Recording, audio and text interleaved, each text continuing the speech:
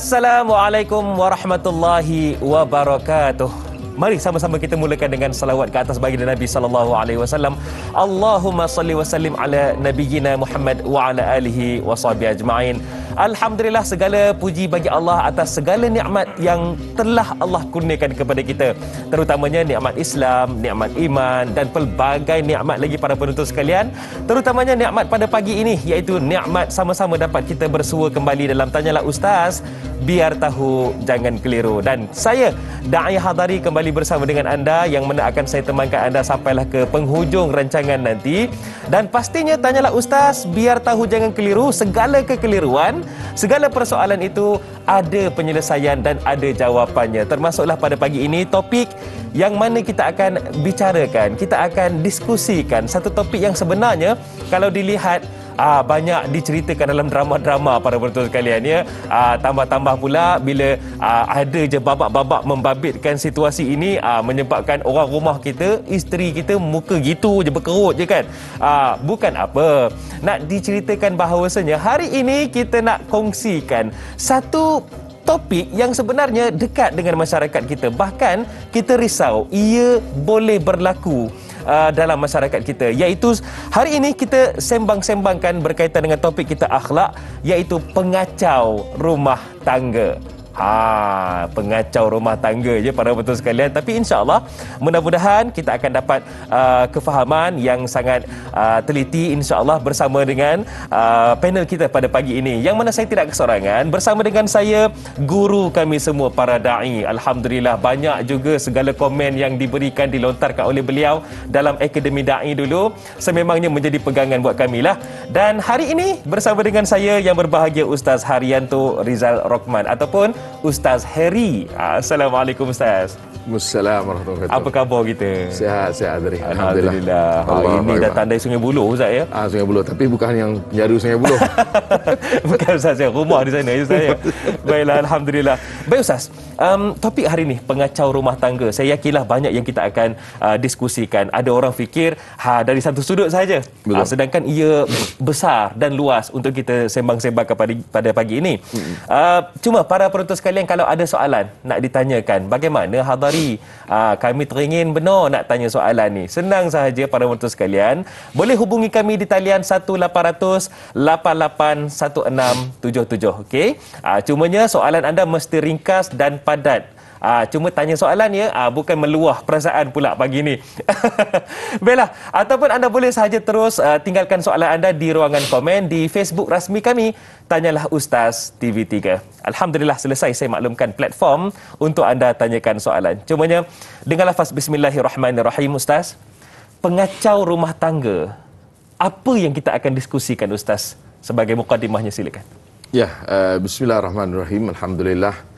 Wassalatu wassalamu ala Rasulillah wa ala alihi wa sahbihi wa walah. Qala rabbi shrah li sadri wa yassir li amri wahlul 'uqdatam min lisani yafqahu qawli, amma ba'du. Terima kasih Hadari dan seluruh penonton-penonton setia Tanyalah Ustaz. Saya ingat ada yang sebelum subuh lagi dah buka TV dah. Tajuk ni walaupun macam drama Hadari, tapi inilah realiti yang sebenarnya tak pernah berhenti berlaku dalam kehidupan manusia. Cuma yang ini bukan drama lah. Ini bukan drama. Dan hakikatnya apa yang kita nak bincangkan pada hari ini ataupun pada pagi ini, satu yang juga diperbincang oleh para ulama. Bahkan ada disebutkan oleh Rasulullah sallallahu alaihi wasallam. Jadi saya ingat pagi ini kita buka dulu perbincangan kita ni dengan melihat kepada beberapa isyarat-isyarat daripada Rasulullah sallallahu alaihi wasallam, supaya kita tahu bahawa tajuk ini walaupun dia biasa didramakan, jalan ceritanya, tetapi hakikatnya ia satu yang dipesan oleh Rasulullah sallallahu alaihi wasallam. Pertama, sebagaimana yang diriwayatkan oleh Abu Daud dalam sahihnya, disebutkan daripada Nabi sallallahu alaihi wasallam, kata Rasul, man khabbaba zaujatan mri'in aw mamlukatu falaysa minnah. Barang siapa yang melakukan takhbib terhadap isteri seseorang atau terhadap hamba yang orang itu miliki, maka dia bukan daripada kalangan kita. Allah. Ya, ini yang pertama. Jadi kita akan cuba kaitkan sikit sebelum untuk sebagai gambaran umum kepada tajuk kita ni. Hadis yang kedua sebagaimana riwayat Imam At-Tirmizi, ya, dalam riwayat Abu Hurairah, kata Nabi sallallahu alaihi wasallam, al-mu'minu ghirrun karimun wal fajiru khibbun laimun. Kata Nabi SAW, orang beriman itu mudah terpedaya dengan sikap murah hatinya. Dan orang jahat itu licik menipu kerana bakhilnya. Itu yang kedua.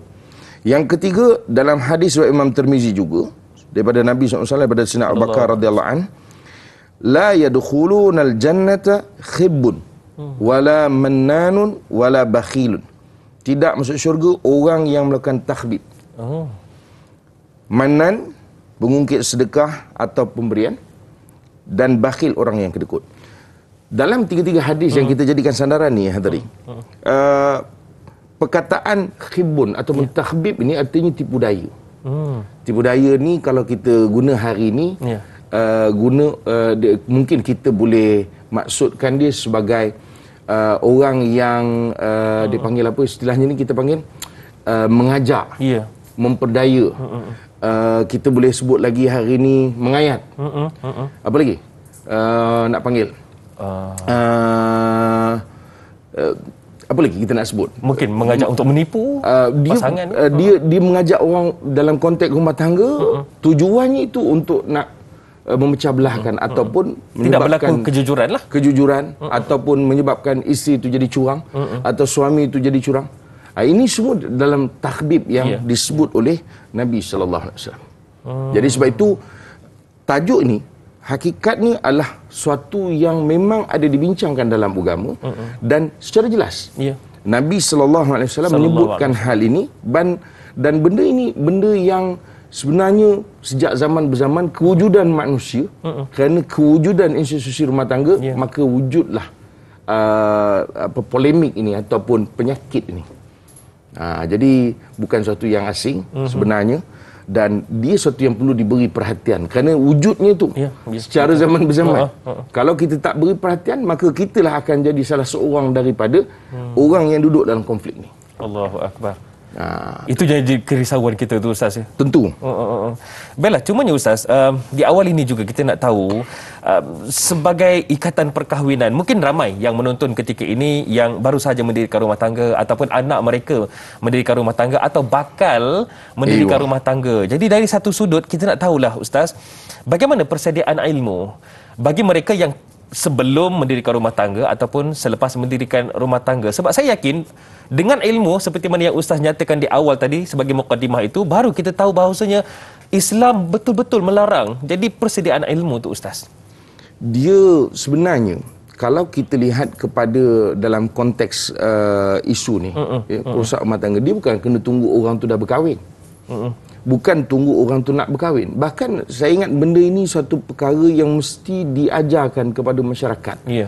Sejak daripada mereka boleh memikir soal pembinaan institusi kekeluargaan. Kan ini isu yang kalau kita perhati tadi, isu ni dia terlalu banyak rentetan dia atau kesan-kesan berangkai dia yang akhirnya rosak institusi keluarga, rosak institusi masyarakat.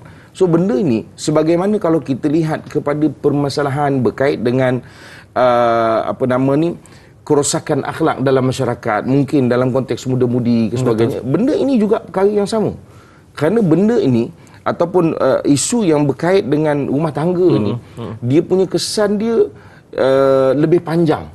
Kerana ada sebahagian yang terlibat dalam konflik ni, disebabkan perosak rumah tangga tadi itu, dia bukan makan setahun. Bahkan ada orang yang sampai dah meninggal dah orangnya. Orang yang terlibat dah meninggal. Kesannya itu masih wujud lagi. Masih disebut-sebut? Masih. Dan ada yang dah melangkau, maknanya boleh dipanggil berdepan dengan masalah ni. Tapi dalam tempoh 5, 6, 7 tahun masih lagi benda tu berada dalam dipanggil ruang kehidupan mereka. Sebab itu dia bukan benda yang biasa-biasa.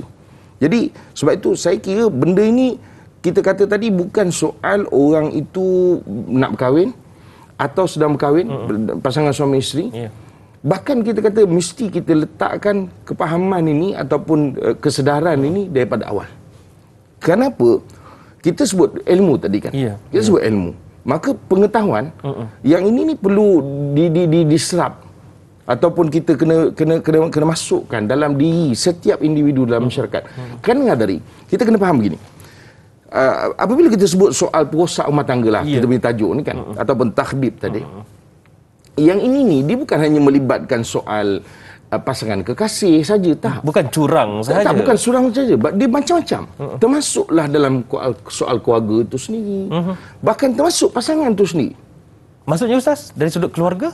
Keluarga, maksudnya, kalau kita kata perosak rumah tangga. Dan perosak rumah tangga ni boleh jadi datang daripada keluarga dia sendiri.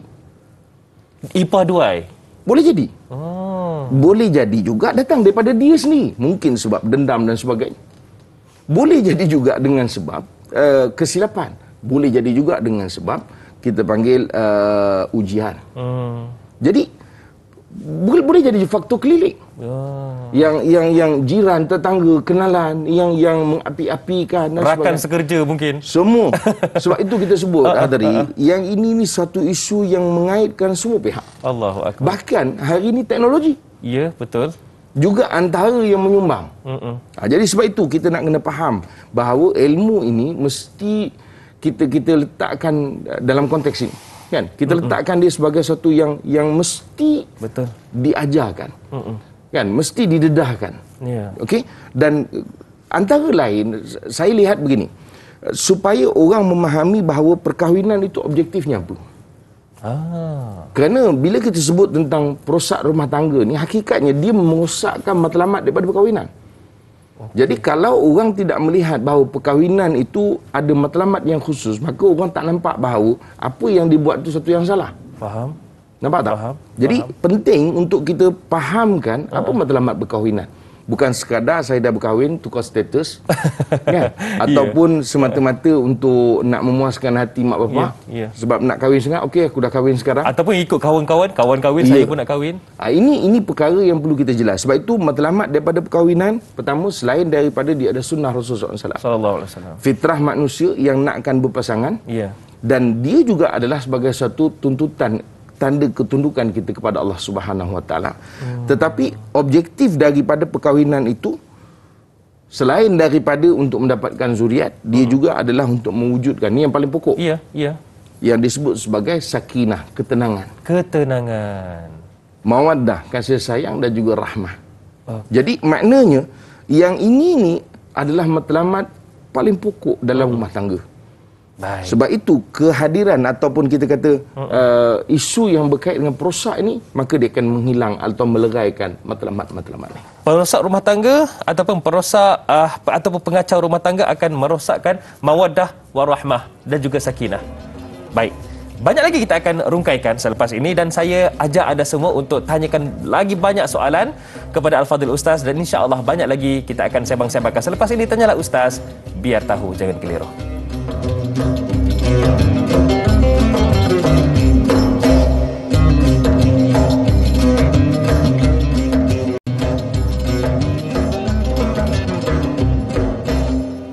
Alhamdulillah para penonton sekalian, kembali dalam Tanyalah Ustaz, biar tahu jangan keliru. Dan di sini setiap hari kami bawakan topik yang berbeza. Bahkan ahli panel juga berbeza latar belakang. Tetapi para penonton sekalian, tujuannya tetap sama, motifnya tetap sama, iaitu memberikan kefahaman, berkongsi pengetahuan. Termasuklah pada pagi ini kita bicarakan akhlak pengacau rumah tangga. Mungkin sebelum ni kita selalu tengok situasi ini dalam jalan cerita drama. Jadi pagi ni kita sembang-sembangkan topik ini. Bahkan ia juga berlaku realiti, tuan-tuan perempuan. Cumanya kita masih lagi bersama dengan Al-Fadhil Ustaz Haryanto Rizal Rokman untuk perinciannya. Cumanya Ustaz, kita dah ada satu soalan yang saya rasa cantik juga kita bawakan di awal ini daripada Ruby Abu Bakar di Facebook. Katanya, apakah pernah terjadinya situasi pengacau rumah tangga dalam rumah tangga ini ketika zaman Rasulullah SAW dan isteri-isteri baginda? Mungkin Ustaz boleh kongsikan. Dia sebenarnya yang tanya tu dia tahu tu. Sebab itu dia tahu nak bertanya. Pertama sekali hadirin, kalau kita tengok pada surah An-Nur ayat 11. Saya baca sikit ayatnya. A'udzubillahi minasyaitonirrajim. Innal ladzina ja'uka bil ifki usbatum minkum. la tahsabuhu syarran lakum bal huwa khairul lakum. Likulli imri'in minhum maktasaba minal ithmi walladhi tawalla kibrahu minhum lahu adzabun azim. Surah Allahul Azim, An-Nur ayat 11 ya. Surah 24 ayat 11. Dalam ayat ni, dia sebenarnya ayat ni khusus menceritakan tentang apa yang berlaku kepada isteri Rasulullah SAW, seorang isteri Rasulullah SAW. Allah Ta'ala sebut mafhumnya, sungguhnya orang yang membawa berita yang amat dusta itu ialah golongan daripada kalangan kamu. Jangan kamu menyangka berita dusta itu buruk bagi kamu, bahkan ia baik bagi kamu. Setiap seorang di antara mereka akan beroleh hukuman sepadan dengan kesalahan yang mereka lakukan, dan orang yang mengambil bahagian besar dalam menyiarkannya di antara mereka akan beroleh seksa yang besar di dunia dan akhirat. Allah. Ini satu ayat yang nak menunjukkan atau memberikan isyarat tentang apa yang berlaku kepada Sayyidatina Aisyah radhiyallahu anha. Cerita ini disebut dalam kitab-kitab ataupun dalam buku-buku sarjana Islam dipanggil sebagai hadis ifk. Ifk ini maknanya dipanggil fitnah ataupun rekayasa cerita. Betul. Rekayasa. Kan? Dan peristiwa ini disebutkan berlaku pada tahun ke-6 Hijrah. Yang ini peristiwa yang berlaku setelah berlaku perang Bani Mustalik. Bani Mustalik ni cerita perang lah. Kalau cerita sejarah pula nanti kan. Tapi cerita perang Bani Mustalik ni maknanya selepas daripada itu timbullah hadis ataupun cerita berkaitan dengan fitnah kepada Sayyidatina Aisyah radhiyallahu anha. Dan fitnah ini suatu yang berat. Dan kita tahu bahawa Rasulullah sallallahu alaihi wasallam ini Allah Taala tunjukkan dengan wahyu. Tetapi seolahnya dalam peristiwa ini nak memberikan suatu pengajaran kepada umat Islam juga hadirin. Kerana bila berlaku peristiwa ni, dia tidak terus datang wahyu itu tak. Sehingga kan keadaan Rasul lah, ini kita nak sebut ni, sebab itu kita kena ingat ni ya, sebab itu dia punya dalam ayat ini suatu amaran yang berat. Allah sebut lahu adzabun azim. Kenapa? Sebab kesan dia hatta kepada Rasulullah SAW sendiri, kalau kita baca tu kita rasa macam tak sampai hati. Sebab Rasulullah SAW sendiri rasa bingung, rasa macam tertekan. Apatah lagi Sayyidatina Aisyah radhiyallahu anha. Cuma satu perkara, kalau kita tengok susu galur cerita ni, Sayyidatina Aisyah ketika tu tak tahu pun sebenarnya orang bercerita pasal dia. Ya, pasal Sayyidatina Aisyah radhiyallahu anha tak tahu. Dia ceritanya berlaku selepas balik dalam peperangan itu, ya, dalam satu perjalanan tu Sayyidatina Aisyah berhenti. Dia berhenti rehat. Dia dalam rombongan ni ramai. Bersama dengan rombongan lah. Berhenti rehat seketika kerana Sayyidatina Aisyah keluar daripada dipanggil macam bilik. Dia dibuat satu tempat duduk khas untuk Sayyidatina Aisyah ni. Kan? Jadi bila Sayyidatina Aisyah perlu untuk keluar untuk menguruskan hajatnya, maka Sayyidatina Aisyah keluar. Sayyidatina Aisyah ni disebutkan orangnya bukan besar sangat. Jadi bila sudah daripada itu, dia orang sangka Sayyidatina Aisyah dah masuk. Ada dekat dalam tempat tu, dia angkat bawa tu. Dan berjalan. Tapi bila Sayyidatina Aisyah sampai balik, tengok dah tak ada. Sebab itu dalam kisah tu disebut Sayyidatina Aisyah berkelubung. Maksudnya tutup diri lah, supaya dengan harapan nanti dia orang perasan dia akan datang balik. Tetapi ringkas ceritanya, apa yang berlaku, seorang sahabat namanya Safwan bin Mu'attal radhiyallahu anhu. Ini sahabat ni kemudian datang dan dia dapati dia tak perasan mula-mula bahawa ini Sayyidatina Aisyah. Maka selepas pada itu dia tahu bahawa itu Sayyidatina Aisyah, dan kemudian dipersilakan untuk duduk di atas kenderaannya dan kemudian dibawa. Tetapi inilah kerja orang munafik. Abdullah bin Ubay ni dan juga lain-lain kuncu-kuncu dia ni, digunakan kesempatan itu. Sebab dia orang ni, dia cerita ni sangat terkait dengan orang munafik punya kerja.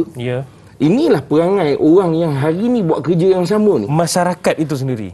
Ini yang kita sebut tadi. Dia bukan hanya melibatkan satu golongan atau satu kelompok je. Tak. Kadang-kadang dia datang daripada kelompok yang ramai. Memang tu kita sebut. Kadang-kadang orang sengaja. Dan dalam kes Nabi SAW, orang memang sengaja nak cari bagaimana untuk nak menjatuhkan Rasulullah SAW, nak melemahkan Rasulullah SAW. Ini juga berlaku tadi. Jadi sebab itu, apabila Rasulullah SAW pada ketika itu, dia hanya ada peluang, maka dia menggunakan apa yang sedang berlaku kepada Sayyidatina Aisyah tadi dengan reka cerita. bahawa Sayyidatina Aisyah waliyazbillah. Kita nak menyebut pun rasa malu. Kita nak menyebut kerana ini umum mukminin. Takkan sanggup. Tak sanggup kita nak menyebut. Tapi digembar-gemburkan tentang cerita buruk tentang Sayyidatina Aisyah dengan sahabat Safwan bin Mu'attal tadi, seolah-olah sampai tahap melakukan zina dan sebagainya. Sebab itu perkara ini memberikan impak yang berat kepada Rasulullah. Sebab itu kita hari ini, kita tengok apabila perosak rumah tangga ni datang, dia bukan soal rumah tangga tu bercerai je. Kesan pada jiwa orang yang berkait tu, hadirin. Allahu Akbar. Ini sebab itu kita jangan kita tengok simply macam itu saja. Tak. Ya. Nanti kita akan tengok sehingga kan ulama ada hukum khusus tentang ini. Jadi nak ceritanya apa yang berlaku kepada Nabi SAW tu ringkasnya, sampailah satu tahap Rasulullah SAW minta Sayyidatina Aisyah sendiri minta supaya duduk di rumah bapa dia. Ya, dan maksudnya berehat di rumah ayah dia. Ya. Dan Rasulullah SAW sendiri terpaksa panggil sahabat minta pandangan, dan sahabat alhamdulillah bagi pandangan bahawa kami tahu Sayyidatina Aisyah ini bagaimana orangnya baik, memberikan penyaksian, memberikan sedikit kekuatan kepada Nabi SAW. Kerana itu fitnah. Tetapi at the end ada juga yang termakan. Mungkin dengan cerita-cerita orang munafik ini. Tetapi Rasul SAW ambil juga pendekatan sendiri untuk bertanya sendiri dengan Sayyidatina Aisyah. Dan Sayyidatina Aisyah kata, aku tak nak bertaubat. Kenapa aku mesti bertaubat? Aku tak buat apa-apa. Sehinggalah ketika itu barulah turun ayat ni, dan Rasulullah SAW tersenyum. Tetapi dia cerita ini ataupun fitnah ataupun dia panggil elemen yang mosakkan ini, dia bukan suatu yang Allah dah bebaskan Sayyidatina Aisyah dengan ayat tadi bermakna selesai. Tak, kesan pada jiwa. Maksudnya walaupun ayat ini telah diturunkan, masih lagi ada dalam kalangan masyarakat ketika itu. Tentu. Sebab itu kita sebut tadi bahawa kesan daripada peristiwa ini bukan suatu yang kecil. Ya. Dia rentetan daripada dia sangat besar, dan dia sangat memberi kesan langsung yang panjang. Jadi ini yang berlaku kepada Rasulullah SAW. Rasul, orang yang Allah Ta'ala pimpin dengan wahyu, yang Allah SWT berikan kekuatan pada jiwa. Rasul ni, hadirin, Rasul. Tapi Rasulullah juga terkesan. Dan Sayyidatina Aisyah radhiyallahu anha sendiri, isteri Rasul SAW. Dan orang datang membawa cerita yang tujuan untuk merosakkan. Walaupun peristiwa ni sebenarnya tak berlaku. Ya. Nampak tak? Jadi sebab itu kita kata bahawa apa yang berlaku pada zaman Rasulullah SAW itu hari ini diulang kembali. Cerita ni diulang lagi. Tetapi dalam bentuk yang berbeza dan mungkin situasi juga yang berbeza. Tetapi kesan langsungnya tetap sama. Allahu Akbar. Ni. Ya, jadi kalau soalan daripada Ruby, daripada Kak Ruby tadi atau Puan Ruby tadi tentang apa yang berlaku pada zaman Rasulullah SAW, maka ya, dan kita dapat faham dan lihat betapa beratnya keadaan ini. Itu benda. Saya ingat benda yang kita perlu highlight dalam isu ni, hadari, bukan soal rosak rumah tangga. Okey, bercerai. Okey, you cerai, I cerai you, you cerai I. Habis. Tak, ni bukan isu itu. Isu kesan langsung. Kesan pada orang yang berdepan dengan situasi ni, pada suasana ni. Itu kita kena lihat dan kita kena tekankan. Ni. Itu belum kita cerita lagi tentang kesan kepada anak-anak, institusi pendidikan anak-anak itu sendiri. Mungkin ada kesan kepada psikologi anak-anak itu. Cumanya Ustaz, tadi Ustaz ada sebut tentang bagaimana pengacau rumah tangga ni juga boleh berlaku dalam keadaan diri kita sendiri, Ustaz. Betul. Hakak, kata sahabat kita ni, Hakak Hairul Niza ni katanya banyak faktor rintangan dan ujian dalam rumah tangga ni. Paling kuat pengacau rumah tangga adalah diri sendiri. Apakah cara terbaik nak baiki diri sendiri ni dulu supaya rumah tangga tu tidak dikacau? Macam mana dikatakan diri sendiri tu, Ustaz? Mungkin Ustaz boleh kongsikan. Ya? Dia punya kadang-kadang soalan dia orang ni elok panggil dia orang jadi panel pun bagus juga. Mereka tahu macam jawapan tu sebenarnya. Dia tahu satu lagi dia punya soalan pun mabuk kita nak jawab. Tapi ada begini, maksudnya kadang ketika saya cuba amati isu ni dalam beberapa sudut. Kes-kes yang berlaku dalam mahkamah syariah. Kita cuba jugalah study pasal benda ni benda hidup kan. Betul. Ada sebahagian daripada kes yang berlaku ni disebabkan kerana pasangan tu sendiri, mana baik suami baik isteri, dua-dua ni. Kadang-kadang dia tidak melihat bahawa perlunya dia mendisiplinkan diri. Contoh begini. Dia bekerja, contoh bekerja, bergaul. Kadang-kadang kita anggap remeh pergaulan-pergaulan ni. Kadang kita rasa kita bergaul tu sampai dekat, rapat, bukan rapat orangnya, tetapi dari segi cara kita bergaul sampai seolah-olah tiada batasan. Tak ada batasan. Ini bukanlah kita bertepuk tampar saja, Hadari. Kadang-kadang kita bercakap itu dengan gaya yang memberikan harapan pada orang lain. Luahan perasaan mungkin. Luahan perasaan. Kadang-kadang antara faktor bila saya cuba study kan bab ni, ialah kerana kadang-kadang luahan perasaan. Masalah suami saya macam gini.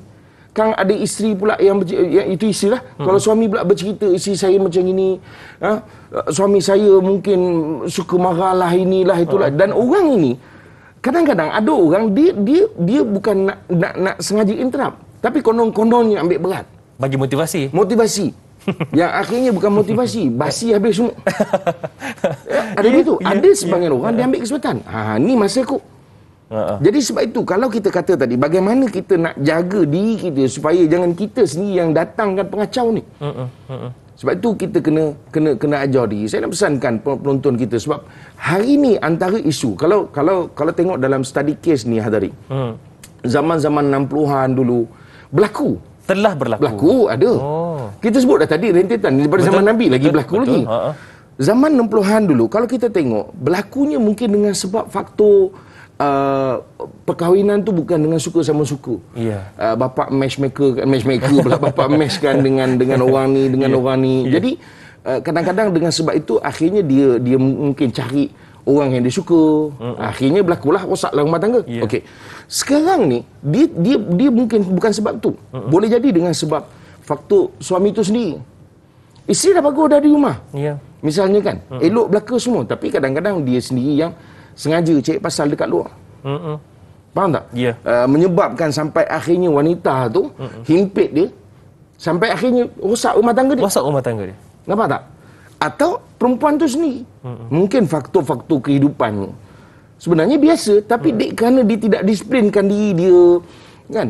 Berjumpa dengan rakan sekerja, berborak sakan, berkongsi sakan dan sebagainya. Akhirnya inilah yang menyebabkan datangnya perosak-perosak rumah tangga, ataupun kadang-kadang suasana tu dipanggil secara tidak langsung datang.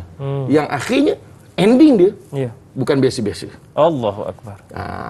Kan gitu.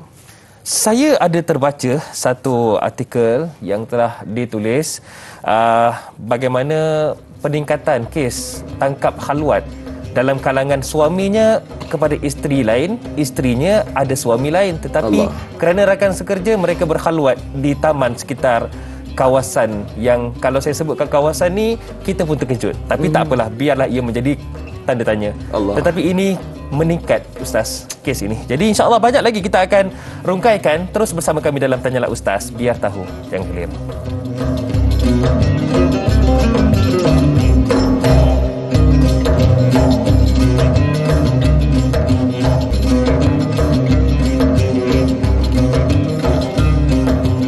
Alhamdulillah, dari utara ke selatan, tak dilupakan juga daripada barat ke timur. Bila sebut tentang timur tu, ada juga sahabat-sahabat kita yang menonton ketika ini dari Sabah dan Sarawak, dan ada juga dari Brunei, sekitar Brunei, termasuklah ada sahabat kita dari Singapura dan juga Indonesia. Terima kasih kerana terus menyokong dan menonton Tanyalah Ustaz, biar tahu jangan keliru. Saya Da'i Hadari masih lagi bersama dengan anda, yang mana kita sembang-sembangkan dalam Tanyalah Ustaz, biar tahu jangan keliru. Topik besar kita akhlak, yang mana kita fokuskan kepada pengacau rumah tangga bersama dengan Ustaz Heri, Ustaz Haryanto Rizal Rockman. Baiklah Ustaz, ada pemanggil di talian ketika ini, kita nak alu-alukan. Jadi Assalamualaikum. Waalaikumsalam warahmatullahi wabarakatuh. Da'i Hadari dan Ustaz Rizal Rockman. Saya Umar Abdul Majid dari Felda Cini Timur 3, Pekan Faham. Assalamualaikum Ustaz dan Da'i. Waalaikumsalam warahmatullahi wabarakatuh. Haji. Ya, saya. Setakat ni rumah tangga alhamdulillah mesti bahagia kan, sebab dengar cerita Haji ni sentiasa senyum. Itu juga sedekah Da'i. Alhamdulillah. Kalau kita tak ada duit, kita sedekah senyuman pun. Alhamdulillah. Baik Haji, silakan dengan soalan. Ya, jadi soalan saya begini Ustaz. pengacau rumah tangga ni Ustaz. Kalau orang luar tu kita tak pelik sangatlah. Mungkin daripada ex-boyfriend ke ex-girlfriend gitu kita biasa dengar lah. Jadi ni kadang-kadang masalah yang besar ni lah daripada keluarga sendiri. Contohnya mertua kepada menantu, ibu ayah kepada anak sendiri, kerana menantu tu bukan pilihan. Jadi itu yang jadi masalah besar Ustaz. Kadang-kadang dia memporak-perandakan, bukan membahayakan rumah tangga anak menantu, dia memporak-perandakan. Jadi soalan saya, apakah peranan ibu mertua ataupun ayah mertua ataupun ayah sendiri supaya rumah tangga anak tu menjadi aman damai, bukannya menjadi pengacau dalam rumah tangga anak tu kerana menantu tu bukan pilihan. Jadi soalan saya, apakah peranan sebenar ibu ayah mertua ataupun ibu ayah sendiri ini dalam rumah mengamankan, mendamaikan rumah tangga, bukan memporak-perandakan dan anggaplah itu menantu bukannya hantu Ustaz. Itu soalan saya Ustaz Dandai. Terima kasih banyak Ustaz Dandai. Assalamualaikum. Waalaikumsalam warahmatullahi wabarakatuh. Saya suka bila Haji Omar tanyakan soalan ni sebab soalannya berkisarkan dalam masyarakat kita Ustaz. Betul. Banyak berlaku menantu tidak disukai oleh mertua, bahkan mertua bergaduh dengan menantu dan banyak lagi. Bagaimana Ustaz? Kadang-kadang penasihat yang tidak berdaftar ni juga terdiri daripada kalangan keluarga, bahkan nasihatnya tu ke arah itulah aku dah cakap jangan kahwin dengan dia. Ini masalahnya. Jadi macam mana Ustaz peranan sebenar ibu ayah? Baik. Dia begini, saya nak mulakan dulu apa yang ditanya oleh Haji Omar Majid ni kan. Yeah. Tentang kadang-kadang datang masalah perosak rumah tangga ni daripada keluarga sendiri. Keluarga. Okey. Penonton sekalian, soal perosak rumah tangga ni dia tak kira daripada mana. Tak kira pada mana. Bahkan daripada mana pun datang, dia tetap menjadi satu kesalahan. Dan saya nak mula dulu tadi. Yeah. Saya nak sebutkan ini dalam konteks Undang-Undang Syariah Selangor. Sebenarnya Undang-Undang Syariah yang lain pun ada juga. Saya cuba petik di sini. Dalam Seksyen 34. Ini cerita undang-undang ni. Dia kata mempertukarkan perihal seorang yang menghasut suami atau isteri supaya bercerai atau mengabaikan tanggungjawab seorang suami atau isteri. Mana-mana orang yang menghasut, memaksa atau memujuk mana-mana suami atau isteri supaya bercerai atau mengabaikan kewajipan atau tanggungjawabnya kepada isteri atau suami atau keluarga adalah melakukan satu kesalahan dan apabila disabitkan boleh didenda tidak melebihi RM5,000 atau dipenjara tempoh tidak melebihi 3 tahun atau dua-dua sekali. Boleh dipenjarakan? Boleh.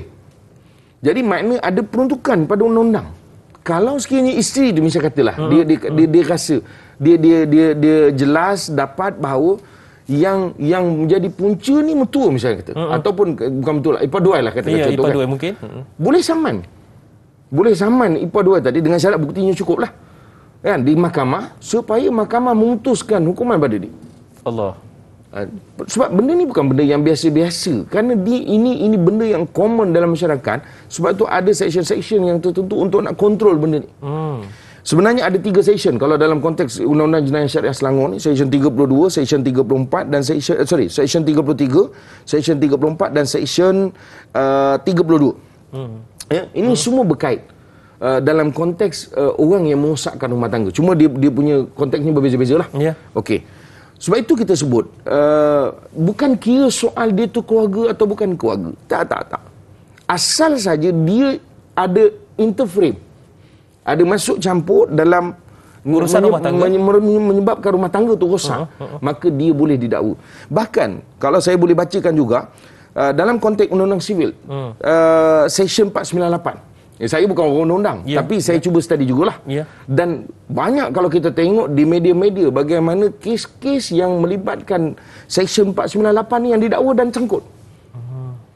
Iaitu dikata memikat atau membawa pergi menahan seorang perempuan yang bersuami dengan niat jenayah. Allah.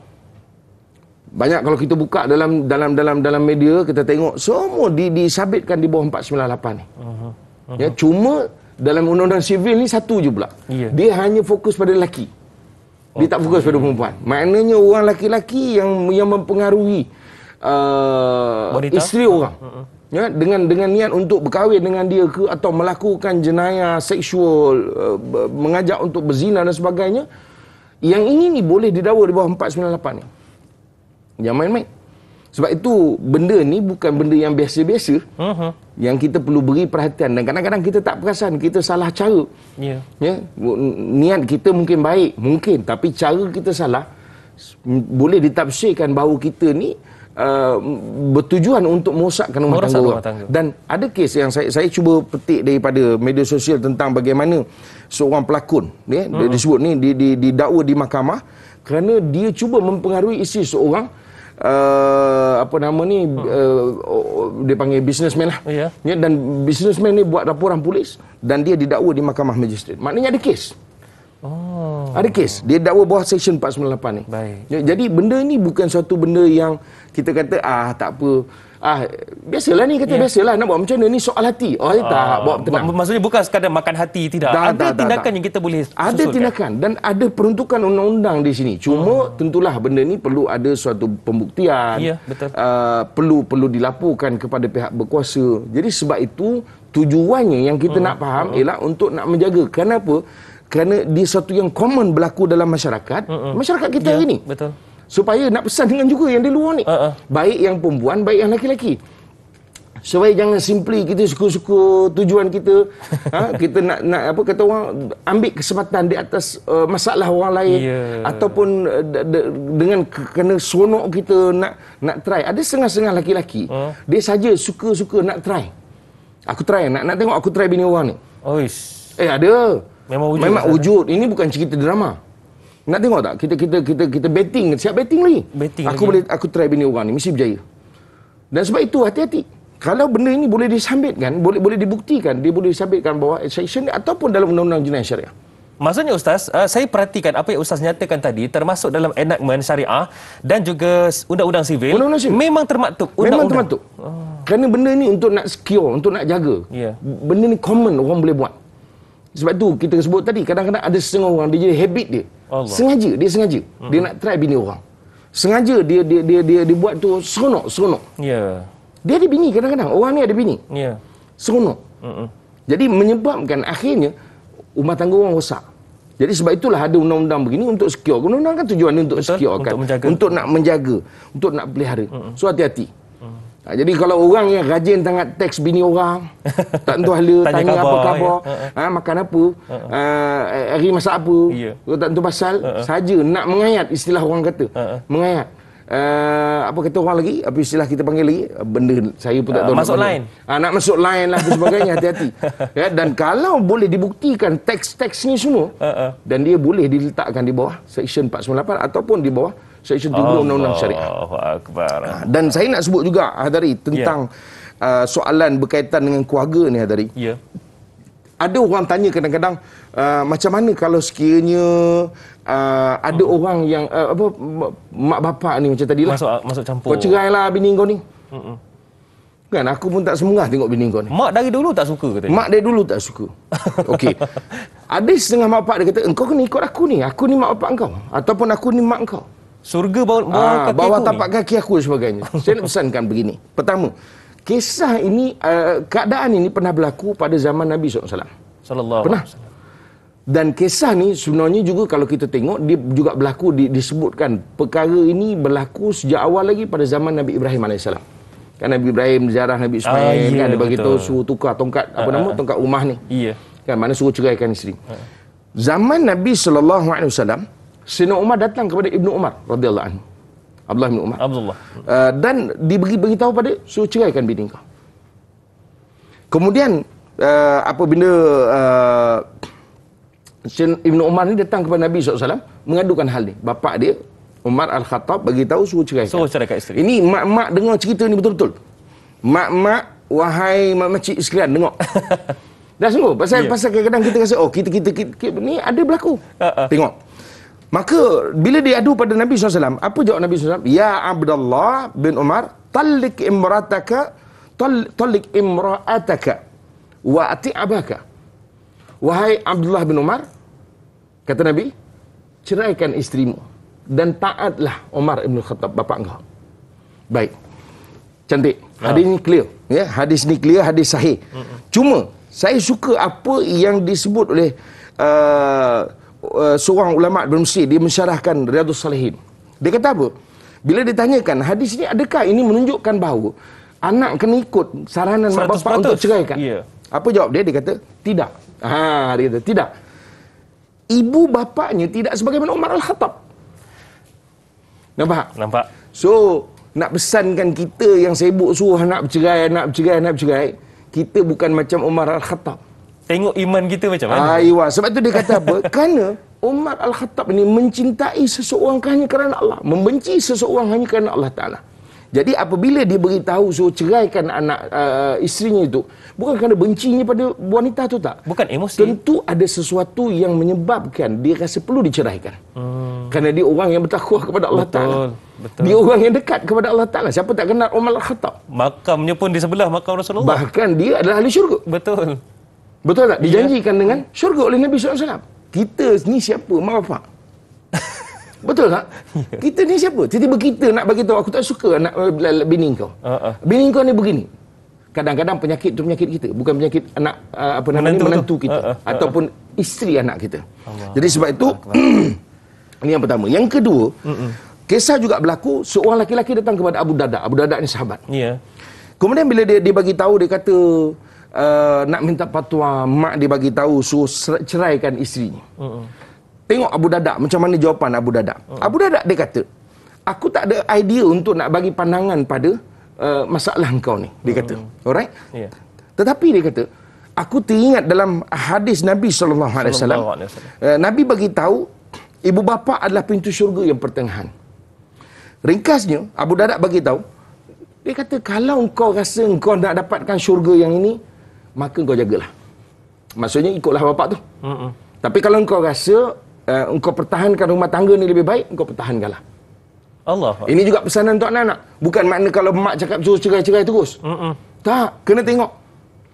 Kalau maksudnya apa yang disebut oleh mak tadi boleh diperbaiki ataupun ada ruang atau kita sanggup untuk memperbaiki hubungan di antara mak dengan menantu tadi, continue.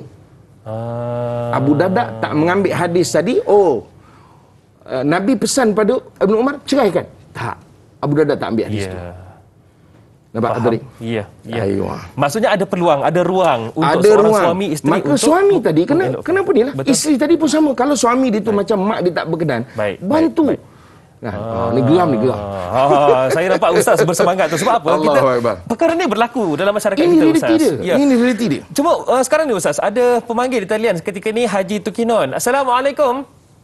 Waalaikumsalam warahmatullahi wabarakatuh. Ustaz dan Naib. Ya, Haji Tukinon, apa khabar? Baik, alhamdulillah. Saya belum tu ada lagi raya kan. Saya nak ucapkan selamat hari raya pada Ustaz dan Naib. Ya, selamat hari raya juga.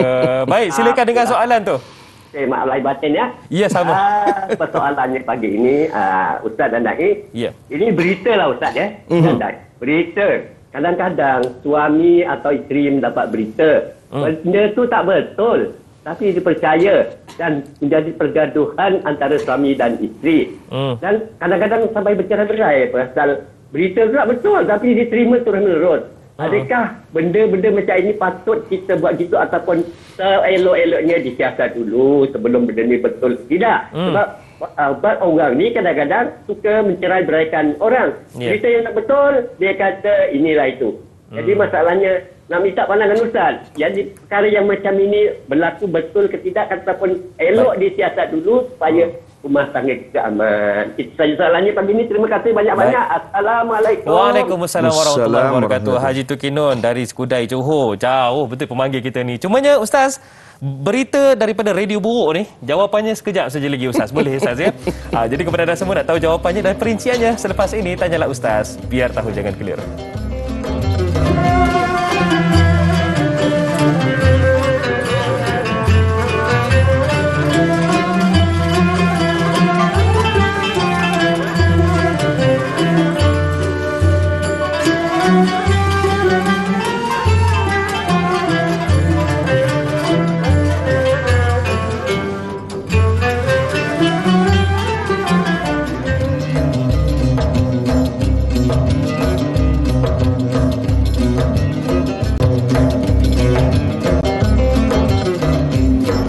Alhamdulillah, hampir genap 38 tahun kami menemani anda di TV3 dan Alhamdulillah banyak rancangan yang penuh manfaat kami turut sediakan bersama dengan anda. Termasuklah Tanyalah Ustaz, biar tahu jangan keliru. Dan insya-Allah para penonton sekalian, kami di sini nak menunjukkan rasa syukur kami kepada Allah Subhanahu Wa Taala dan rasa terima kasih kami kepada anda semua. Terus setia bersama dengan kami kerana banyak info yang akan kami kongsikan di sini. Termasuklah Tanyalah Ustaz, biar tahu jangan keliru. Pagi ini akhlak kita bicarakan tentang pengacau rumah tangga. Dan hari ini para penonton sekalian, bersama dengan saya di studio Al-Fadhil Ustaz Haryanto Rizal Rokman.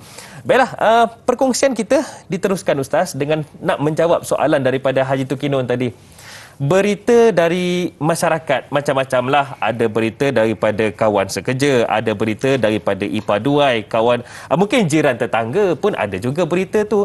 Jadi berita-berita kepada suami atau isteri ni menyebabkan rumah tangga tu makin lama makin suram, kemudian bahkan boleh membawa kepada perceraian. Macam mana tu Ustaz? Dia pertama sekali Haji Tukinun tadi kan tanya, saya ulang balik surah An-Nur ayat 11 tadi. Bahawa Allah Ta'ala sebut lahum azabun azim. Untuk orang yang macam ini, dia ada azab yang sangat pedih. Sebab apa? Sebab orang ini mereka rasa cerita tujuan untuk nak merosakkan rumah tangga orang. Walaupun cerita itu tak betul. Itulah yang berlaku kepada Rasulullah sallallahu alaihi wasallam bersama dengan Sayyidatina Aisyah radhiyallahu anha. Sebab itu bayangkan rumah tangga Rasul SAW pun begitu terkesan dengan kerana cerita yang direka-reka. Sebab itu kita pesankan yang di luar ini, yang mungkin suka mendengar ceramah, suka mendengar Tanyalah Ustaz, tapi bab cerita, reka-reka cerita pasal rumah tangga orang, bertakwa kepada Allah Ta'ala. Ingat, jangan sampai besok lidah kita kelu langsung tak boleh bercakap. Sebab kadang-kadang kita ni, mulut kita ni menyebabkan orang rosak. Kadang-kadang pandangan kita, ada setengah-setengah dia memberi pandangan. Dia beri pandangan, tapi pandangan dia ni bukan orang yang layak untuk bagi pandangan. Sebab itu saya pesankan akak-akak, makcik-makcik, bertenanglah. Kita ni bukan orang yang layak untuk bagi pandangan. Bukan semua kita sesuai untuk bagi pandangan. Kadang-kadang pandangan kita ni bukan membantu, menghancurkan bahkan. Ramai nak jadi ustaz dengan ustazah ni. Sebab itu ada setengah saya tengok ada yang memberi komentar supaya tanya pada orang yang betul. Sebab itu hadari, kadang-kadang cerita itu tak betul. Dia menggoyangkan rumah tangga. Tapi bila kadang-kadang isteri ni dapat cerita, contohlah, dapat cerita, dia pergi baik, dia tanya pandangan pada orang lain, mungkin teman sekerja. Dia dengar cerita ni, dia kata, apa pandangan kau? Aku dengar laki aku begini, tapi tak tahu, aku rasa tak betul. Tapi aku tak lah, aku jadi confused lah. Ring, kau tolong aku, Ring, kan? Yang kawan ni pula, kononnya pakar motivasi lah. Pakar motivasi. Dia motivasinya kawan tu, macam mana kau sekarang, hari ni okey, besok WhatsApp lagi, macam mana? Kau buat biasa dengan laki kau. Akhirnya, dia ambil tempat cerita tu memang tak betul. Dia yang betul-betul merosakkan rumah tangga orang. Allah. Itu kena ingat. Sebab itu kadang-kadang saya nak sebutlah penonton semua, kalau ada masalah rumah tangga, pergi cari orang yang tepat untuk bagi pandangan. Cari, saya ingat kita ada bahagian kaunseling. Bahkan kalau kadang ada orang kita, saya tak tahu apa benda masalah, dia malu sangat nak masuk pejabat agama. Bukan mesti masuk pejabat agama tu menunjukkan bahawa kita nak bercerai. Kadang-kadang kita tak kena dengan orang yang sepatutnya untuk kita minta pandangan. Lagi-lagi kalau yang kita kenal hanya dekat media sosial, kadang-kadang rakan sekerja, inilah antara yang sebenarnya memporak-perandakan rumah tangga. Lepas tu saya pesankan, sama juga lelaki sekalipun. Kadang-kadang lelaki pun begitu juga, hadiri. Dia suka ambil pandangan orang lain. Tanya pandangan macam mana lelaki, bini aku. Orang kata bini aku ni begini, apa pandangan kau? Engkau sebagai perempuan macam mana? Jadi akhirnya hubungan yang konon-kononnya asal daripada masalah yang mungkin dia dengar, bab kata Haji Tukinan tadi. Tetapi akhirnya bukan itu yang menjadi masalah. Masalah yang datang yang selepas itu yang rupa-rupanya merosakkan rumah tangga, hadiri. Jadi sebab itulah saya kata, kadang-kadang ada juga setengah-setengah anak ni konon-konon mengadu kat mak. Mak, laki saya begini. Benda itu sebenarnya tak ada apa-apa, tapi kerana mengadu tu punya pasal, akhirnya yang datang merosakkan rumah tangga. Bukan kita kata tak usah mengadu, tapi kita kena tengok dengan siapa kita bercakap, dengan siapa kita mengadukan hal, dengan siapa kita nak ambil pandangan. Sebab itu saya nak pesankan supaya, termasuk jugalah mungkin kita boleh cadangkan sahabat-sahabat kita yang berada di institusi-institusi supaya lebih banyak war-warkan ruang untuk diorang berkomunikasi. Kadang-kadang mungkin kaunseling sekarang ni tak mesti berjumpa pun. Kadang-kadang sekarang dah online, kan. Jadi saya rasa mungkin dalam hal ni, apa yang kita sedang bincang ni, ada sahabat-sahabat kita yang memang duduk dalam institusi supaya menguar-warkan, supaya masyarakat ni pergi carilah orang yang betul. Ya. Hatta bukan mesti ustaz sekalipun. Saya pun risau juga hari. Kadang-kadang kita ni masa kosong kita kadang-kadang balik kuliah. Kuliah pukul 12, pukul 1 pagi. Kadang-kadang kan sampai rumahnya kuliahnya pukul 10. Ya. Tapi bila kita tengok WhatsApp, kita nak balas, itu masa kosong kita balas. Kita risau juga, takut dia salah faham oleh suaminya. Tengah malam. Jadi sebab itu saya kata, kadang-kadang kita ni tak kena tempat. Betul. Ada setengah-setengah isi juga tak kira masa juga dia nak WhatsApp. Akhirnya benda-benda inilah yang menyebabkan rumah tangga tu makin rosak. So saya pesankan supaya tolong beri perhatian. Kerana ini dapatan saya lah. Saya tak buat kajian terperinci, tapi saya baca daripada kes-kes yang terdahulu, semuanya dia berkait dengan orang ketiga yang kadang-kadang tak pasal-pasal jadi pasal. Allah. Jadi masalah. Yang macam inilah. Ya. Dan dia tak ada kaitan, dia tak ada kira Hadari. Dia ni ustaz ke tak ustaz ke siapa ke. Benda ni Walaupun yang ada ilmu. Hadari, dia benda ni macam satu benang halus je. Benang halus. Kita tak nampak. Garisan tu seolah benang halus. Kita tak nampak. Kita mungkin kat sini. Boleh jadi kita dah masuk dekat border sini. Sebab itu hati-hati. Kerana dia berkait dengan perasaan, berkait dengan emosi. Ya. Yang kadang-kadang kita tak perasan. Rupa-rupanya kita dah sangkut. Allahu Akbar. Nampak? Apatah lagi kalau orang memang nak ambil kesempatan. Ya. So, hati-hati. Jadi, saya katakan tadi, cerita tak betul itu satu hal. Tetapi bagaimana kita nak berdepan dengan suasana-suasana ini juga satu hal yang lain. Baik. Cumanya Ustaz, saya suka kalau saya nak tanyakan soalan, saya mewakili para penonton di luar sana dan saya yakin ramai yang ingin tahu apa yang saya nak tanyakan ini juga Ustaz. Mutakhir ni, sejak akhir-akhir ni, mereka kalau zaman dulu secara senyap-senyap Ustaz. Tapi zaman sekarang ni, pengacau rumah tangga ini juga, mereka seolah-olah bangga dapat mengganggu hubungan rumah tangga orang lain. Tanpa segan silu, menceritakan bahawasanya si suami awak itu yang jatuh hati dengan saya. Ataupun si isteri itu yang jatuh hati dengan aku berada, katanya. Macam mana Ustaz? Adakah mereka ini boleh dikategorikan sebagai kurang imannya ataupun mereka sendiri tahu tetapi ingkar kepada perintahnya? Dia kadang-kadang bila dah berkait dengan soal perasaan ni, dia dah tak kira iman dah. Ada satu kes. Yang kita cerita kes banyak sebenarnya. Banyak kes. Suami pergi mengerjakan haji. Isteri ustazah. Dia bawa masuk orang lain dalam rumah. Allahu Akbar. Nak cakap apa tadi? Tak, saya kat tu terang ni cerita ni berlaku di satu negeri. Ini benar Ustaz? Benar. Dan cerita ni saya tidak dapat daripada orang kedua, orang ketiga, direct terus. Dan akhirnya bercerai. Isteri tu ditangkap oleh Jabatan Agama Islam berduaan dengan lelaki lain dengan alasan saya dipahamkan masa itu kena suami pergi Mekah, jadi dia dalam keadaan susah gitu sebagainya. Ini benda berlaku. Dan dia tak kenal orang tu orang kampung ke orang bandar. Dia tak kenal orang tu orang akademik tak akademik. Dia tak kenal orang tu pendidik ke siapa ke. Apa saja latar belakang. Siapa saja latar belakang. Siapa saja hadiri. Sebab itu kita sebut ini soal benang halus yang kita tak perasan. Sebab itu kaedahnya ialah saduz zari'ah.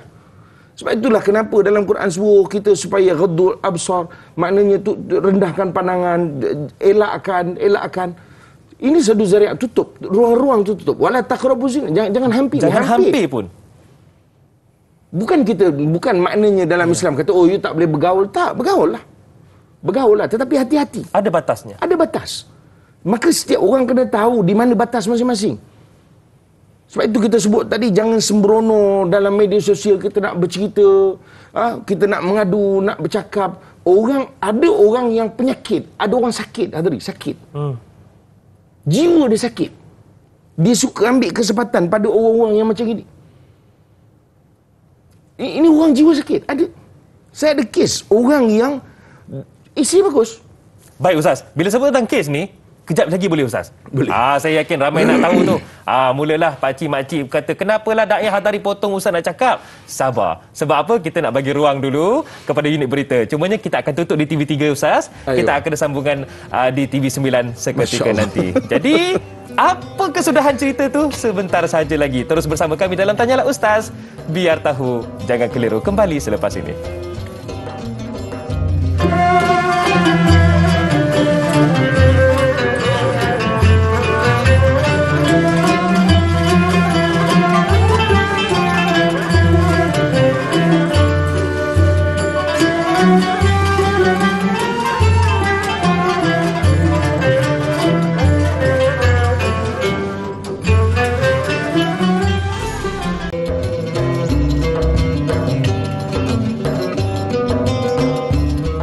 hidupkan pagi anda terutamanya dengan sesuatu yang bermanfaat. Dan Alhamdulillah bersama dengan saya Da'i Hadari pagi ini dalam Tanyalah Ustaz, biar tahu jangan keliru. Manfaat yang kita akan dapat pada pagi ini iaitu perkongsian ataupun perbincangan ilmiah berkaitan dengan akhlak, topik besar kita yang mana kita fokuskan kepada satu tajuk yang mana berlaku tuan-tuan puan-puan, artinya mengkema semua. Hari ini kita bicarakan tentang pengacau rumah tangga bersama dengan Al-Fadhil Ustaz Haryanto Rizal Rokman.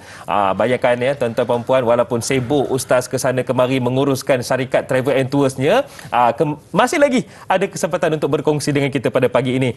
Baiklah Ustaz, Alhamdulillah tadi Ustaz ada kongsikan satu kisah. Cumanya ramai benar kata kenapa Da'i Hadari potong tangkona kisah tu. Jadi apa kesudahan kisah tu sebenarnya? Kita sebut tadi pasal benda ni benda yang melibatkan semua orang. Betul. Melibatkan semua orang. Artinya dia tak kira latar belakang, dia tak kira status. Bahkan ada yang berkait orang ketiga ni umur 17 tahun. Ini anak dia sendiri bercerita. Bawah umur. Bawah umur. Yang ni. Ya. Dan mak dia yang terlibat dengan dia yang bawah umur. Allahu Akbar. Ini bukan cerita reka-reka. Sebab itu kita kata kadang-kadang kita kena faham bahawa pemisah tu adalah garis halus yang kita tak perasan. Sebab itu kena hati-hati. Kena hati-hati. Kalau kita nak advice, hati-hati. Kita kena sedar diri kita ni advisor. Kalau kita nak beri pandangan, kita kena hati-hati. Ya. Hadari. Kadang-kadang khawatir, kadang-kadang akhirnya kita yang terjebak. Allahu Akbar. Kalau nak kesian ke dan sebagainya, kena hati-hati benda ni. Kerana kita khawatir dalam keadaan kita tanpa sedar, sebenarnya kita pula yang menyumbang untuk merosakkan lagi rumah tangga tu. Itu betul berlaku. Atas nama kesihan, tapi sebenarnya kita pula yang merosakkan Betul. Sebab itu saya sebut, hatta kita sebut tadi orang bekerja tak kira lah. Sampai tahap orang yang kerjanya mendidik orang lain, dia pun sama juga. Siapa? Yalah, mana orang kerja mendidik orang lain. Allahu Akbar. Kan? Bekerja, dia mendidik orang. Kerja mendidik murid-murid. Dia pun sama. Allahu Akbar. Dan ini berlaku banyak. Ini berlaku banyak. Itu realiti. Hari ini yang berlaku. Sebab itu kalau kita nak sebut tentang kesediaan kita, saya kira paling pokok ialah untuk kita letakkan. Saya nak sebut untuk kita faham Hadari tentang tahbib ni. Tahbib ni bukan khabib.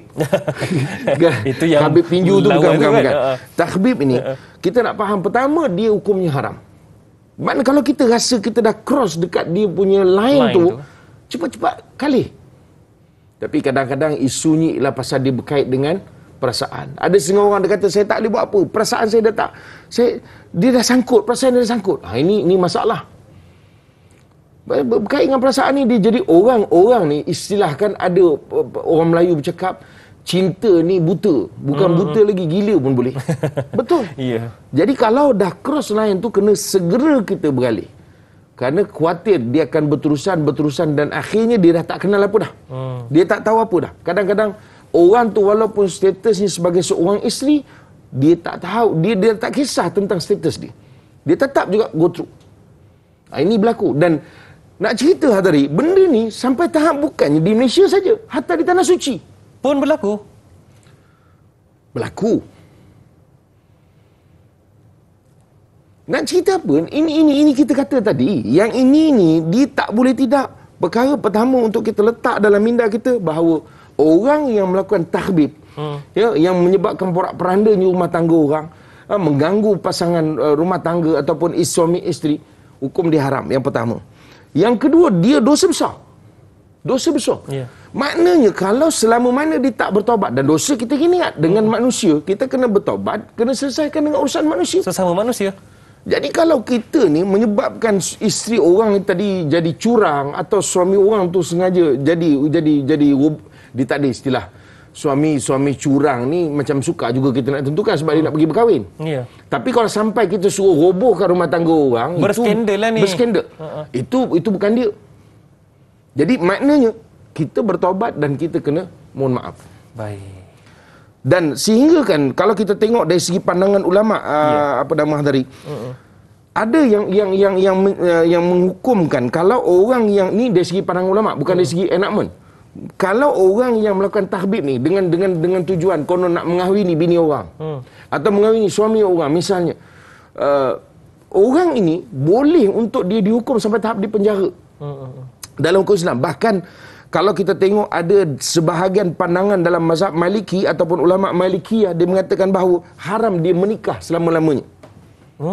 Sehingga tahap macam sampai tu. tahap macam tu. Maknanya konon-konon dia nak berkahwin dengan bini orang ni. Sampai tahap ulama kata diharamkan dia menikahi wanita tu. Kerana Kerana tujuan dia dalam konteksnya dia berkahwin tu atas asas yang disebut tahbib tadi. Tahbib. Maknanya dia merosakkan rumah tangga orang untuk dia berkahwin. Maka diharamkan dia berkahwin selama-lamanya. Ini dalam sebahagian pandangan ulama mazhab Maliki. Jadi makna berat. Berat. Kita nak sebut bahawa bukan benda yang suka-suka. Macam Adari sebut tadi lah kan, ada orang suka-suka seronok sebagainya. Mencabar kawan-kawan. Yang kisah tadi tu Ustaz, macam mana Ustaz? Ramai nak tahu kesudahan tu. Akhirnya bercerai. Bercerai. Allah. Bercerai. Bila suami dia balik, dia bagi tahu bahawa isteri dia bersekududukan, bukan berdudukan lagi, bersekududukan dalam rumah. Dan cerai. Dan akhirnya hari dia cerai. Ada juga yang atas dasar perubatan. Ada.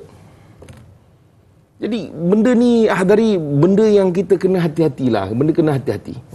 Baik sama ada orang yang di luar atau orang yang keluarga tu sendiri, suami isteri tu sendiri. Kadang-kadang kita yang di luar ni nak membantu, tapi akhirnya kita merosakkan. Kadang-kadang kita yang suami isteri ni mungkin berdepan dengan konflik, masalah. Konon-konon nak mencari jalan keluar. Akhirnya memang konflik tadi sebenarnya boleh bertahan, tetapi akhirnya merosakkan habis rumah tangga. Allahu Akbar. Saya mendengar ni pun risaulah Ustaz. Cumanya Ustaz, di Facebook ni ada soalan daripada Norazikin. Katanya, bagaimana kita nak mengetahui ini apa yang terjadi ini ujian yang Allah kirim untuk menguji rumah tangga kita ataupun iblis yang sedang mengacau? Ataupun lebih mudah caranya kita sendiri yang cari pasal. Macam mana tu Ustaz? Beza antaranya. Ya, sebenarnya boleh jadi apa yang berlaku kepada kita ataupun dalam rumah tangga tadi ujian daripada Allah Subhanahu Wa Taala. Jadi kalau kita ni dalam konteks orang yang mungkin dalam konflik inilah kita kata, maka dia kena muhasabah, tengok. Muhasabah kena tengok. Sebab ada yang berlaku suami bagus, baik, isteri pun baik, tapi datang ujian yang begini, orang ketiga, orang tu memang tak baik lah, tapi datang kepada pasangan suami isteri yang baik ini, dan itu adalah ujian untuk mereka. So nak kena lalui elok-elok lah, kena lalui. Kalau sekiranya isteri tadi, suami tadi sayangkan rumah tangga, dia kena usaha untuk selesaikan apa yang sedang berlaku. Tapi memang struggle. Ada dari saya sendiri yang konsak suami, pernah berlaku, pernah berlaku. Uruskan, saya konsak dan saya kata sedia untuk berdepan dengan mungkin 5, 6, 7 tahun perasaan tu untuk bertahan. Dia kata saya sedia Ustaz, continue. Saya kata dia bukan sehari Adri, bukan makna hari ni selesai perasaan tu habis gitu je. Dan tak. Isteri mungkin akan trauma mengambil masa. Bukan isteri saja, bahkan suami pun trauma. Dan ini suatu benda yang mesti kemudian sama-sama kedua-dua pihak untuk struggle pula, untuk bina balik kepercayaan masing-masing. Untuk bina. Dan saya sebut bahawa untuk dia memaafkan, okey. Untuk melupakan, itu perlukan masa. Memaafkan, itu perlukan kekuatan iman. Betul.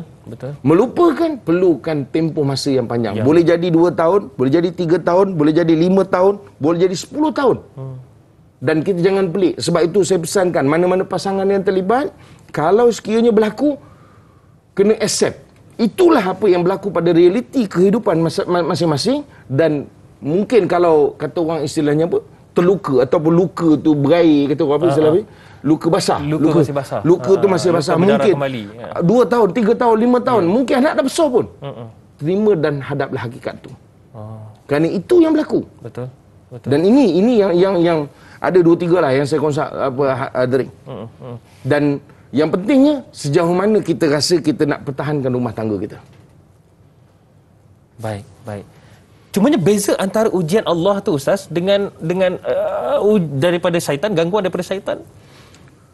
Ialah dia ada satu firman Allah Subhanahu Wa Taala, kalau boleh saya bacakan Silakan, sikit Hadari pada pagi ini. Allah Subhanahu Wa Taala sebut dalam surah ayat yang panjang, dalam surah Baqarah ayat 102, surah yang kedua ni. Allah sebut auzubillahi minasyaitonirrajim. Saya cuba potong di tempat yang kita perlu je. Auzubillahi minasyaitonirrajim. Wattaba'u ma tatlu syayatinu ala mulki Sulaiman. Wa ma kafara Sulaimanu walakinna syayatina kafaru. Yu'allimuna an-nasa as-sihra wa ma unzila 'ala al-malakaini bibabila Harut wa Marut. Wa ma yu'allimani min ahadin hatta yaqula innama nahnu fitnatun fala takfur. Fayata'allamuna minhuma ma yufarriquna bihi bainal mar'i wa zawjihi. Ayat ini jelas bahawa bagaimana Allah Subhanahu Wa Taala nak menceritakan tentang orang yang mengikut ajaran sihir ni ataupun sihir yang dibacakan oleh puak syaitan masa pemerintahan Nabi Sulaiman. Padahal Nabi Sulaiman tidak mengamalkan sihir ini. Kemudian mereka mengajarkan manusia sihir itu yang diturunkan kepada dua malaikat Harut dan Marut di negeri Babylon, sedangkan mereka berdua tidak mengajar seorang pun melainkan menasihatinya. Sesungguhnya kami hanya wujud sebagai cubaan, oleh itu jangan kau menjadi kafir. Pada masa itu ada orang yang pelajari daripada mereka berdua ilmu sihir yang boleh menceraikan antara suami dan isteri. Jadi mana kalau yang ini wujud juga. Sebab itu sihir ada pemisah. Sihir pemisah. Ini wujud. Sebab itu saya punya pandangan lah. Sebab itu kita hati-hati bila kita expose. Jangan over expose. Termasuk di media sosial? Of course. Kadang-kadang ada orang mata-mata yang cemburu. Kadang-kadang kita tunjukkan konon-konon kita bahagia. Sebab itu kenapa ulama-ulama dia bahkan ada yang melarang daripada kita mengeksposkan keluarga ni. Memadailah sekadarnya saja. Ini kadang-kadang sampai hari-hari kita nak tunjukkan keluarga kita makan kat sini, pergi berjalan sana, itu ini. Akhirnya ada mata-mata yang mendengki dan akhirnya mengenakan sihir pemisah. Allahu Akbar. Sihir ni hanya orang yang rasa saja dia akan tahu bagaimana nak berhadap dengan suasana dia di sihir. Sebab itu hati-hati. Jadi kita kata jalan dia kita ambil supaya kita tidak jadi terjebak dengan permainan syaitan ini. Maka kita tutup lebih awal ruang-ruang yang boleh menjebakkan kita tadi. Jangan terlalu expose. Jangan terlalu expose. Memadailah sekadarnya saja. Memadai. Dan jangan kita menggunakan ruang-ruang teknologi ni Hadari untuk kita seolah-olahnya nak menggambarkan tentang kehidupan kita. Saya ada masalah dengan suami lah, dengan isteri dan sebagainya. Akhirnya ini syaitan-syaitan minal insi wal jin ni cucuk. Ustaz, kejap lagi saya nak tanya tentang ada juga situasi pengacau rumah tangga ni juga adalah daripada golongan yang hubungan sejenis. Aywa. Allahu Akbar. Tapi nak tahu dengan lebih lanjut sebentar sahaja lagi. Tanyalah Ustaz, biar tahu jangan keliru.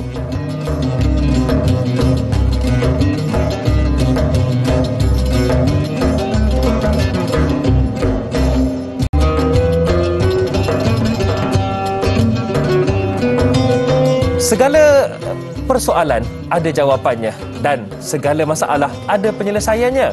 Tanyalah Ustaz, biar tahu jangan keliru di sini.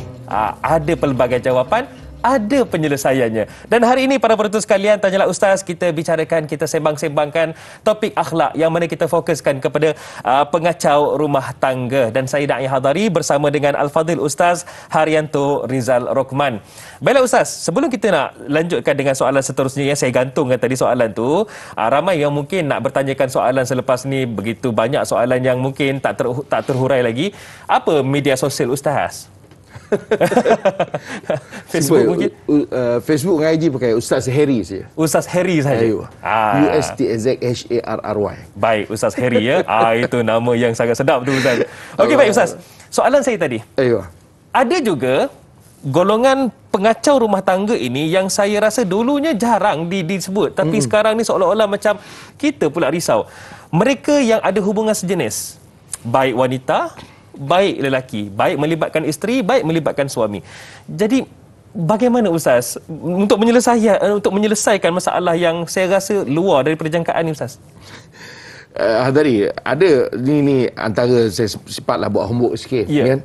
Di antara definisi yang lain, Dr. Wahbah Zuhaili disebut, dia kata, kategori orang ketiga dalam rumah tangga boleh dirujuk antara pasangan kekasih lelaki dan wanita.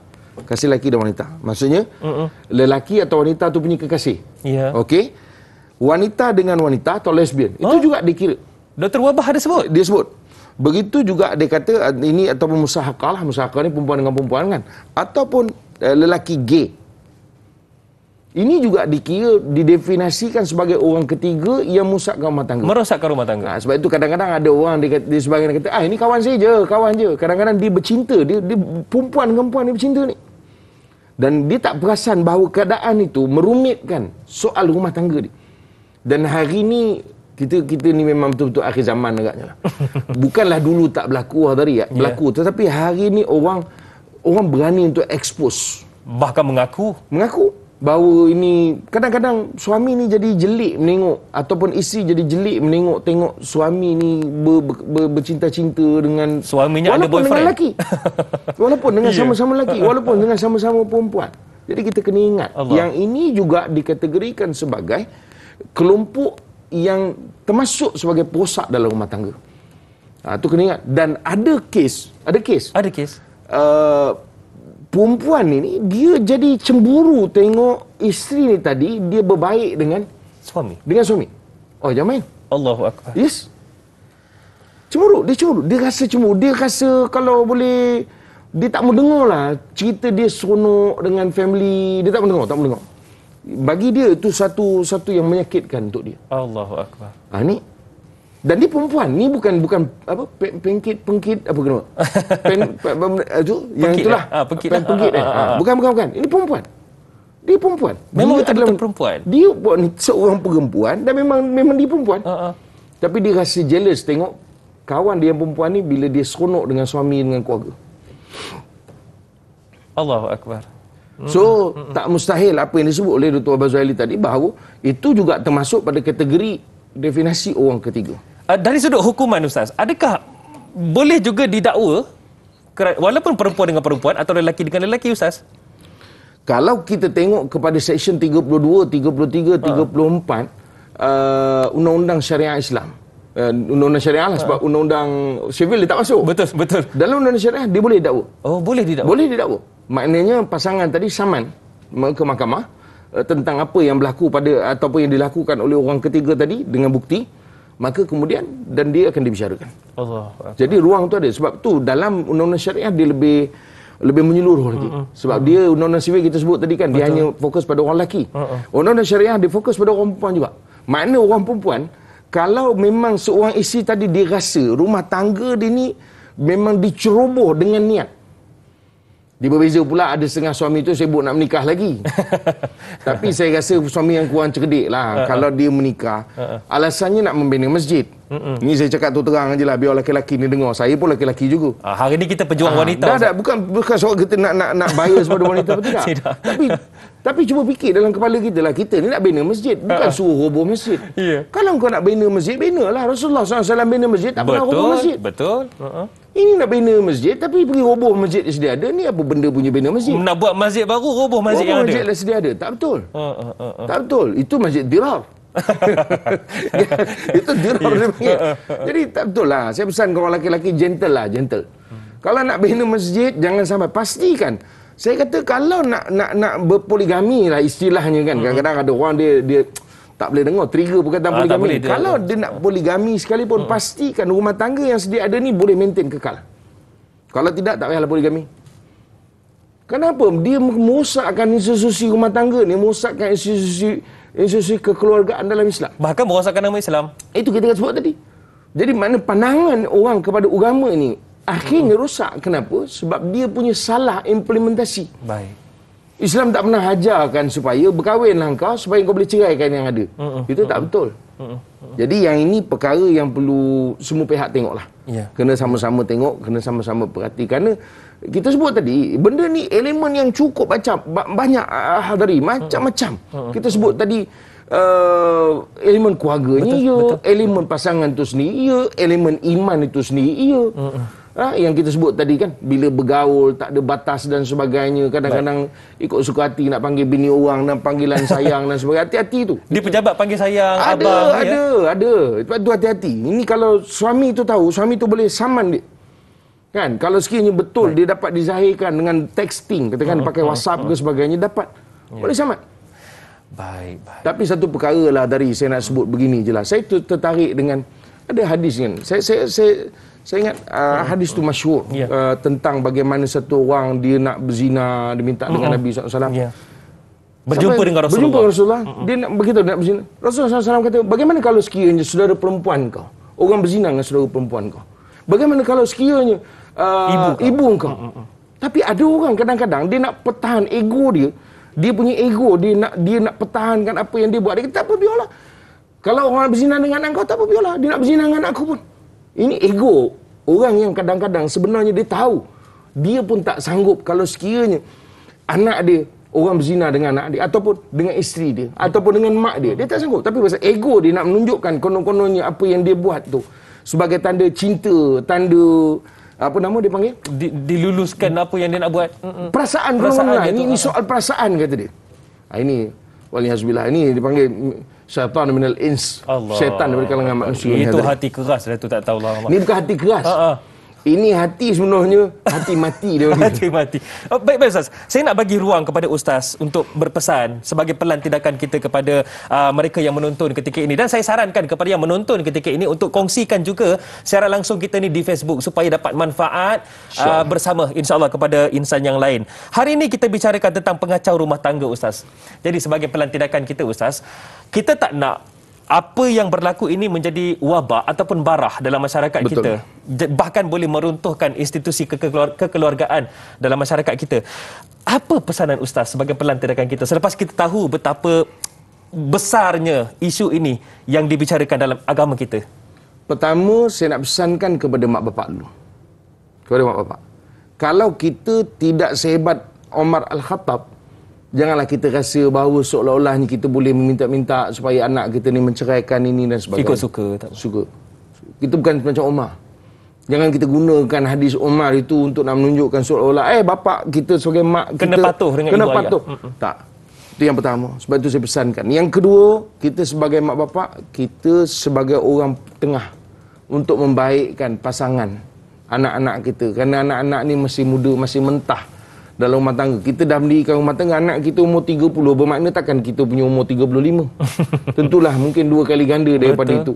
Jadi kita dah lama dah masak melalui rumah tangga ni. Itu yang kedua. So kita jadi orang tengah, jangan jadi orang yang membinasakan. Ingat, orang yang merekayasa cerita atau merekayasa faktor-faktor untuk nak membolehkan atau menambahkan lagi penceraian ataupun konflik dalam rumah tangga. Dalam peristiwa hadis Ifk surah An-Nur itu, Allah Ta'ala memberikan satu amaran azab. Sebab tu boleh kita kadang-kadang tak perasan apa yang berlaku pada kita. Kadang-kadang penyakit lah, apa segala macam. Kadang-kadang kita rasa jiwa resah. Itu azab yang Allah bagi kerana perbuatan kita pada anak-anak atau menantu kita. Waliyahzubillah.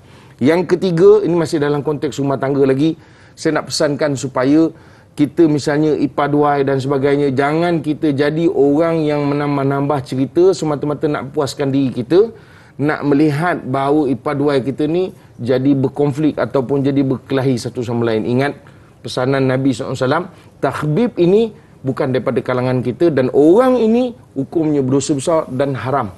Perbuatan itu haram dan berdosa besar, bermakna tak akan diampun dosa itu melainkan dengan cara engkau memohon maaf, kerana dia berkaitan dengan manusia. Kata Imamul Ghazali rahimahullah, syarat orang nak bertaubat daripada dosa besar kena taubat. Hadari, dia tak boleh dengan wudu jatuh dosa itu gugur, tak. Kena bertaubat. Maka kena minta maaf dengan orang tu. Yang ketiga, yang keempatnya, untuk suami isteri itu sendiri, kita kena ada satu disiplin. Whatever masalah, bincang suami isteri. Jangan bincang dengan orang luar. Kalaupun nak bincang dengan orang luar, carilah orang yang ada autoriti. Tempat yang bukan tertutup, yang terbuka, yang tidak mendatangkan fitnah yang lebih besar, yang akhirnya rupa-rupanya itu yang akan merosakkan balik rumah tangga kita. So saya nak pesankan bagi orang yang sayangkan rumah tangga masing-masing, maka suami isteri perlu melihat perkara yang berlaku ini sebagai satu yang serius dan perlu diberikan perhatian tadi. Dan macam yang Ustaz sebut di awal tadi, tundukkan pandangan. Ya, dan cuma yang terakhir lah, kalau boleh saya nak sebutkan juga tentang orang yang duduk di sekitar, surrounding, sama ada rakan kerja. Ingat, kalau boleh dibuktikan perbuatan kita, kita boleh didakwa di mahkamah, sama ada sivil ataupun mahkamah syariah. Bukan apa Ustaz saya sebut tentang tundukkan pandangan tu. Kadang-kadang open house, yang si suami tu tengok anak orang, teringat anak kita. Tengok isteri orang, terlupa bini kita. Allahu akbar. Na'udzubillah min zalik. Baiklah Ustaz, sebagai penutup dan memurnikan program kita pada pagi ini, doa daripada Ustaz. Silakan Ustaz. Ya. Saya nak kongsikan doa ni hadari, dan juga saya rasa doa ni masing-masing boleh tengok baliklah dekat dalam rakaman kita nanti, insya-Allah, dan boleh amalkan doa ni insya-Allah. Ya, auzubillahi minasyaitonirrajim. Bismillahirrahmanirrahim. Alhamdulillahirabbil alamin, wassalatu wassalamu ala asyrafil anbiya wal mursalin wa ala alihi washabbihi ajmain. Allahumma rabbana hab lana min azwajina wa dhurriyyatina qurrata a'yun waj'alna lil muttaqina imama. Allahumma inna nas'alukal huda wat-tuqa wal-'afafa wal-ghina. Allahumma inna nas'alukal huda wat-tuqa wal-'afafa wal-ghina. Allahumma inna nas'alukal huda wat-tuqa wal-'afafa wal-ghina. Wa sallallahu ala sayyidina Muhammad wa ala alihi wa sahbihi wa baraka wa sallam, walhamdulillahirabbil alamin. Amin amin ya rabbal alamin. Alhamdulillah, terima kasih kepada Ustaz Haryanto Rizal Rokman kerana sudi bersama dengan kami pada pagi ini Ustaz. Kita bincangkan tentang topik kita, akhlak pengacau rumah tangga Ustaz. Terima kasih. InsyaAllah kita akan bersama lagi Ustaz ya. InsyaAllah. Baiklah para penonton sekalian, jangan lupa esok bersama dengan Da'i Hakim, yang mana kita akan sembang-sembangkan, dapatkan manfaat daripada topik tiada perbezaan darjat dalam pengajian hadis, dan insya-Allah kita akan bersama dengan Ustaz Ahmad Fuad bin Muhammad Mukhtar insya-Allah. Baiklah para penonton sekalian, pernikahan matlamatnya sakinah, mawaddah, warahmah. Jangan kita hapuskan, hancurkan ia hanya kerana menurut hawa nafsu daripada bisikan yang negatif. InsyaAllah mudah-mudahan mendapat manfaat bersama. Saya Da'i Hadari mohon permisi undur diri. Assalamualaikum warahmatullahi wabarakatuh.